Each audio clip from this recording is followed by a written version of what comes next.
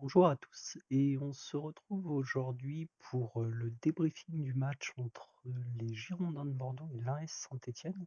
Match qui s'est soldé donc par un 0-0, match entre Bordeaux 17e et Saint-Étienne 8e respectivement, même si très honnêtement sur ce match on avait plutôt l'impression que c'était l'inverse, c'est-à-dire Bordeaux 8e et Saint-Étienne 17e au vu des occasions euh, bordelaises et aussi de l'ensemble du match sur la prestation des Bordelais. À noter quand même que c'était la première d'Olivier Dalloglio sur le banc stéphanois qui vient remplacer un Laurent Batles qui a été licencié 10 jours auparavant environ. C'est également le retour de Gauthier Larsonneur dans les cages qui récupère sa place donc à l'instar d'Étienne Green. On reviendra plus tard sur ce point parce que c'est un point important à relever sur notamment les interventions qu'il a pu faire.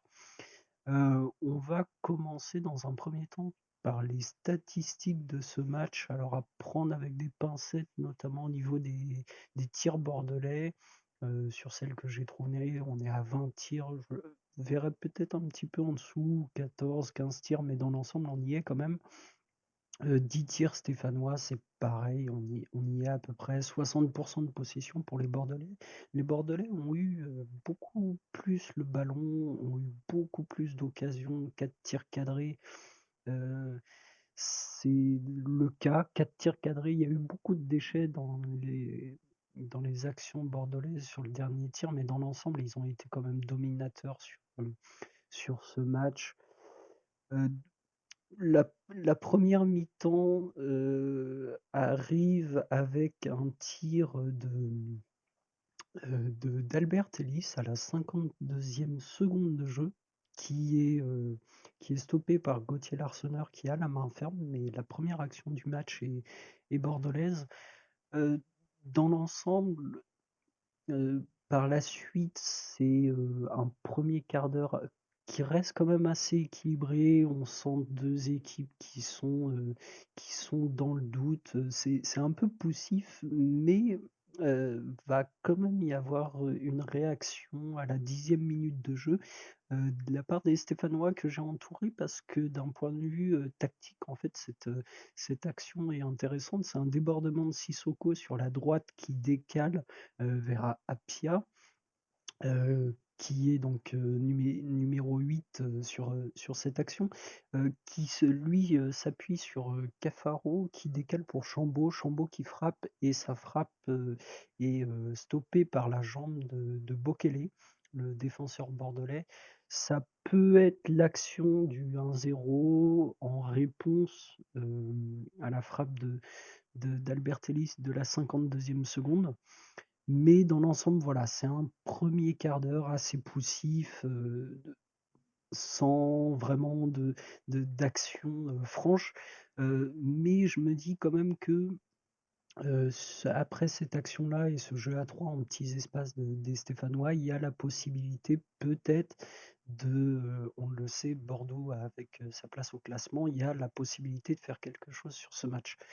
Malheureusement, après ces deux actions dans le premier quart d'heure, on doit attendre la 38e minute de jeu pour avoir une autre action. Et en fait, le quart d'heure qui suit jusqu'à la 30e minute de jeu est haché par beaucoup de fautes des deux côtés. Il y a pas de, il y a beaucoup de déchets techniques.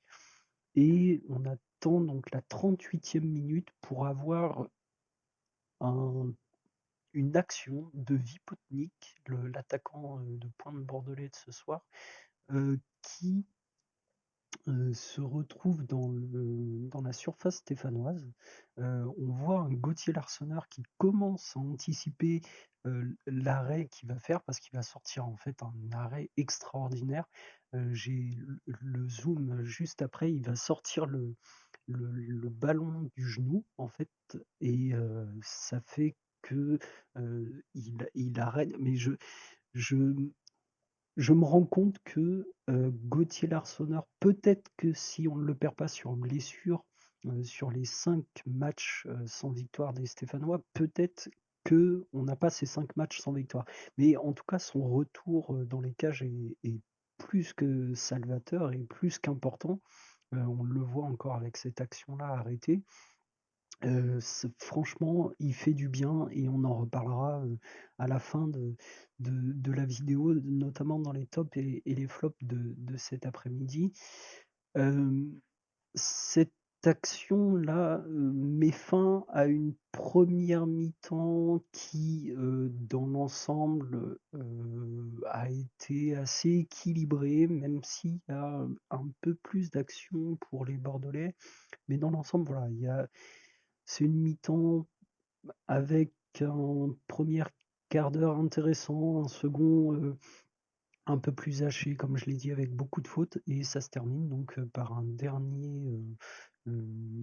dernier quart d'heure un peu plus intéressant avec une parade, encore une fois, extraordinaire de, de Bordeaux, de l'Arseneur sur l'attaquant bordelais. J'ai pas l'arrêt sur image pour appuyer mon propos, mais il y a quand même une action litigieuse dans la surface. Je ne sais plus exactement quand est-ce qu'elle se déroule, mais il y a une action litigieuse sur un centre à destination de Sissoko pour Saint-Étienne euh, qui est attrapé dans la surface, un peu plaqué au sol par un défenseur bordelais. Et honnêtement, en ayant vu les ralentis, peut-être qu'avec la VAR, l'arbitre peut revenir et siffler un penalty. Peut-être. Heu, la VAR qui devrait, je l'ai appris, pendant ce match, mais c'est quelque chose, que je comprends pas en fait pourquoi ça a pas été déployé au même moment que pour la Ligue 1 par exemple, donc la VAR qui devrait être déployée l'année prochaine en Ligue 2.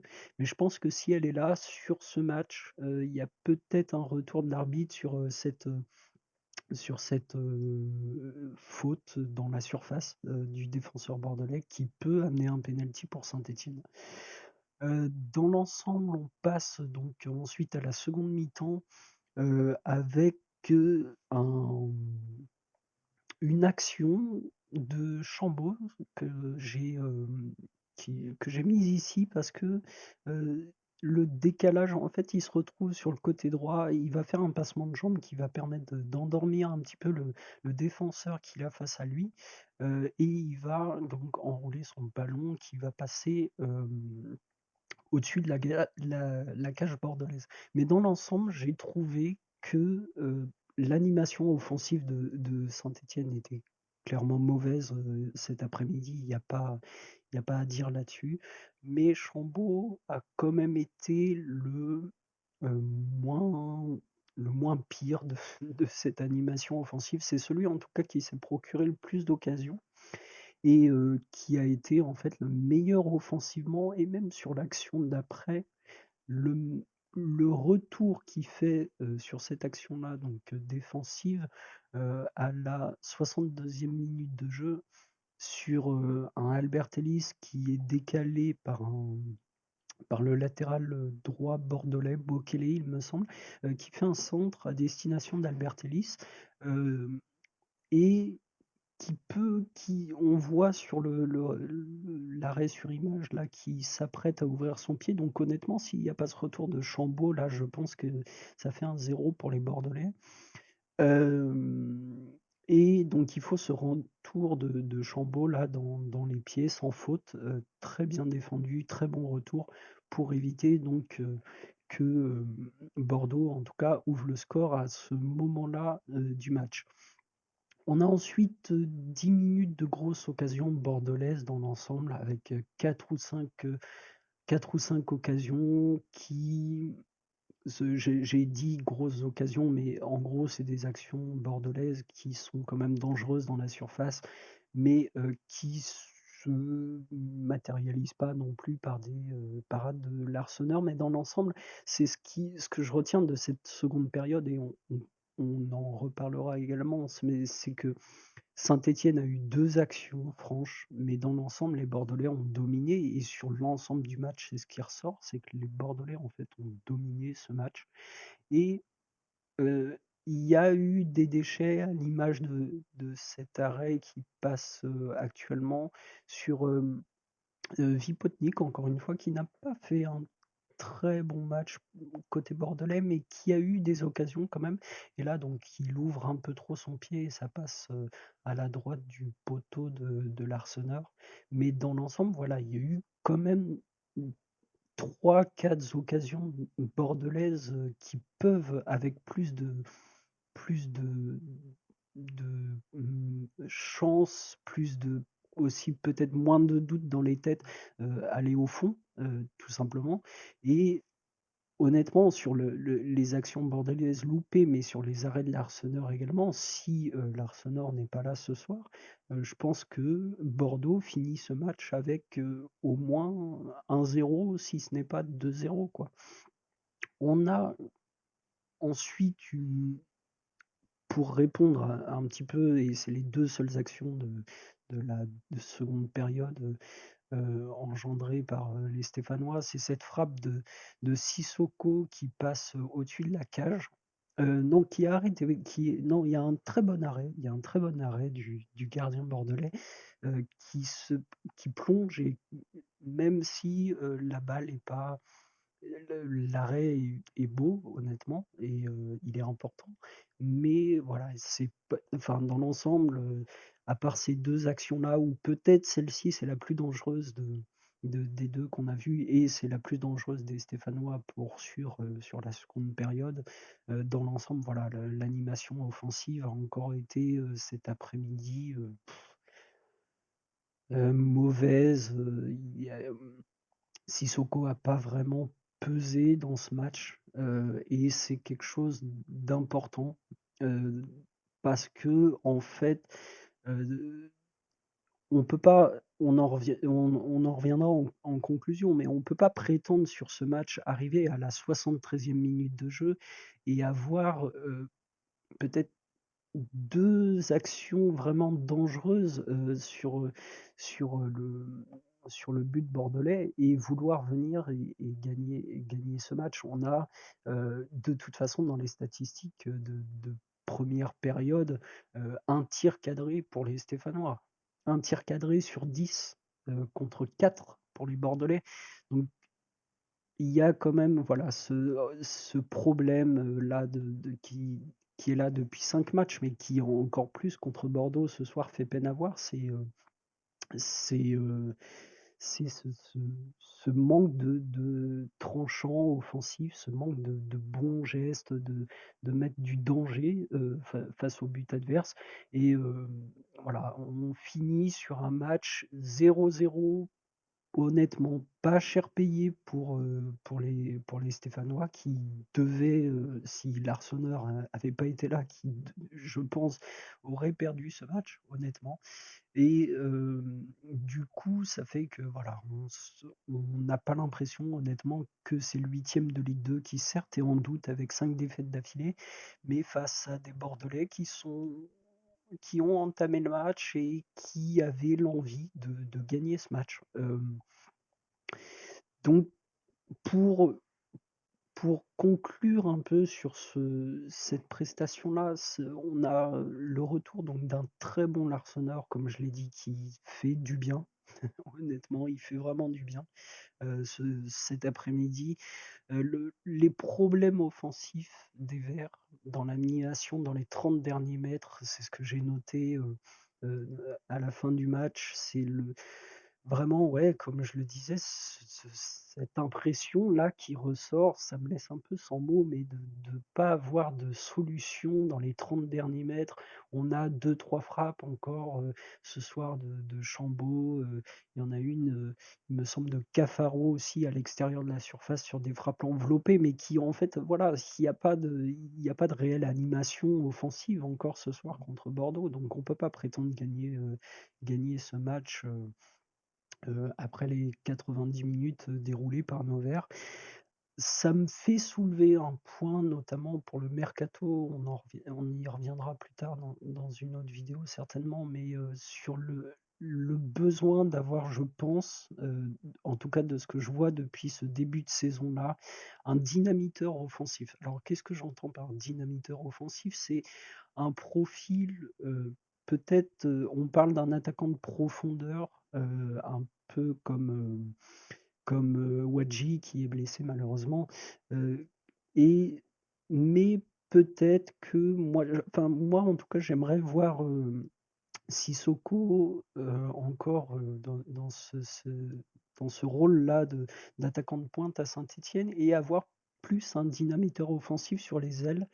Heu, un peu comme un Gauthier à Auxerre, capable de marquer des buts, capable de porter le ballon sur les 30 derniers mètres comme je l'ai soulevé précédemment. Et moi honnêtement, le profil de Gauthier, il marque encore un doublé dans le match, Auxerre-Ajaccio qui se tenait à 15 heures également. Heu, un profil comme Gauthier à Saint-Étienne, ça m'intéresse beaucoup. Honnêtement, j'aimerais beaucoup voir ça. Donc c'est un point, voilà, que j'ai soulevé et qui, encore plus avec ce match, me fait dire que c'est un profil qui pourrait être intéressant. Dans l'ensemble, bah, Olivier Dalloglio, va avoir du boulot sur ce mercato, mais c'est pareil, on y reviendra sur une autre vidéo, sur le mercato stéphanois parce qu'il y a des idées, mais je vois pas trop, au-delà du problème financier qui touche, les Verts depuis, un moment maintenant, je vois pas trop au niveau du projet non plus comment ça peut se mettre en œuvre. Mais voilà, dans l'ensemble, pour en revenir sur les conclusions de ce match qui, en même temps, font voilà, que ça fait soulever des points à l'approche du mercato hivernal dont je voulais parler rapidement en fin de cette vidéo. Au niveau des tops et des flops de cette rencontre, j'ai mis en top Chambos et Larsonneur, donc Larsonneur bien sûr en top, premier top de ce match. Chambaud en second pour quelques actions offensives qu'il a pu avoir. Et en flop, j'ai mis, bah, tout simplement, Sissoko et Monconduit. Alors Sissoko, c'est un peu dur, parce qu'en fait, il n'a pas été servi par beaucoup de ballons. Donc c'est vrai que c'est pas un attaquant qui, si tu lui donnes pas le ballon, il va pas le porter lui-même. Donc voilà, mais dans l'ensemble, enfin, il a pas été trouvé non plus sur les quelques actions du milieu de terrain ou les portées de balles de Bouchoirie. On ne l'a pas beaucoup vu se proposer, se faire des appels, etc. Et mon conduit, tout simplement, bah, je l'ai trouvé absent dans le. Alors, c'est pas que Bordeaux a été non plus dangereux, mais si quand même, je trouvais que sur le les actions de contre-attaque de Bordeaux, il n'a pas été, voilà, je l'ai pas assez vu. Pour moi, mon conduit, ça doit être un leader au milieu de terrain de par son expérience. Et encore une fois, il m'a déçu sur ce match. Donc voilà pour ce petit débrief, je dirais un peu à chaud sur ce match de Saint-Étienne et face à Bordeaux. On reviendra bien sûr sur la suite parce que ce match met fin quand même à une série de 5 matchs sans victoire pour les Verts, avec un bon point, honnêtement, un très bon point pris face à Bordeaux, parce qu'on ne peut pas espérer mieux cet après-midi, donc un très bon point pris face à Bordeaux. Mais quand même, ça fait soulever des questions sur la suite pour Olivier Dalloglio et pour le mercato dans l'ensemble. Donc voilà, on va se retrouver très rapidement, je pense, pour des idées sur ce mercato stéphanois et la suite avec le prochain match qui arrive mardi, qui mettra fin donc à cette première partie de saison pour les Verts. Sur ce, je vous souhaite une bonne soirée, amis supporters stéphanois, et bon courage pour la suite.